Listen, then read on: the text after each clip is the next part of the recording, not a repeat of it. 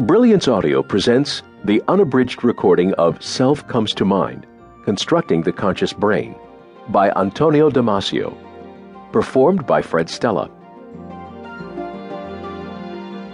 For Hannah. My soul is like a hidden orchestra. I do not know which instruments grind and play away inside me, strings and harps, timbales and drums. I can only recognize myself as a symphony. Fernando Pessoa, The Book of Disquiet. What I cannot build, I cannot understand. Richard Feynman.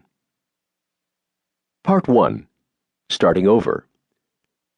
Chapter 1. Awakening.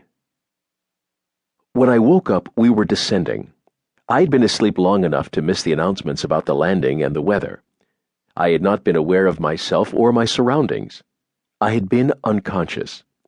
Few things about our biology are as seemingly trivial as this commodity known as consciousness, the phenomenal ability that consists of having a mind equipped with an owner, a protagonist for one's existence, a self inspecting the world inside and around, an agent seemingly ready for action.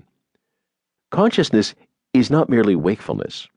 When I woke up 2 brief paragraphs ago, I did not look around vacantly, taking in the sights and the sounds as if my awake mind belonged to no one. On the contrary, I knew almost instantly, with little hesitation if any, without effort, that this was me sitting on an airplane, my flying identity coming home to Los Angeles with a long to-do list before the day would be over, aware of an odd combination of travel fatigue and enthusiasm for what was ahead, curious about the runway we would be landing on, and attentive to the adjustments of engine power that were bringing us to Earth. No doubt, being awake was indispensable to this state, but wakefulness was hardly its main feature. What was that main feature? The fact that the myriad contents displayed in my mind, regardless of how vivid or well-ordered, connected with me, the proprietor of my mind, through invisible strings that brought those contents together in the forward-moving feast we call self. And, no less important, the fact that the connection was felt. There was a feelingness to the experience of the connected me. Awakening meant having my temporarily absent mind returned, but with me in it, both property, the mind, and proprietor, me, accounted for. Awakening allowed me to re-emerge and survey my mental domains, the sky-wide projection of a magic movie, part documentary, and part fiction, otherwise known as the conscious human mind.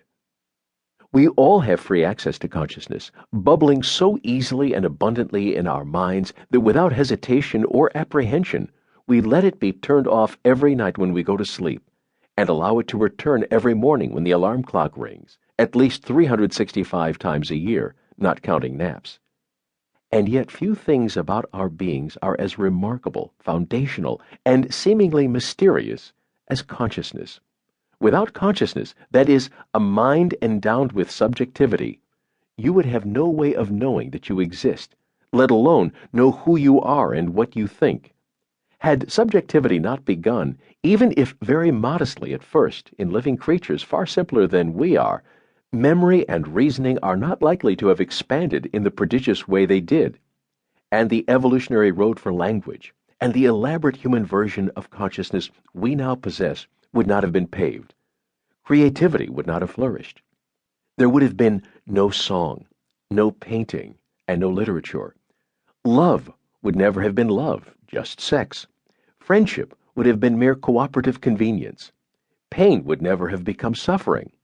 Not a bad thing, come to think of it, but an equivocal advantage given that pleasure would not have become bliss either. Had subjectivity not made its radical appearance, there would have been no knowing and no one to take notice, and consequently there would have been no history of what creatures did through the ages, no culture at all.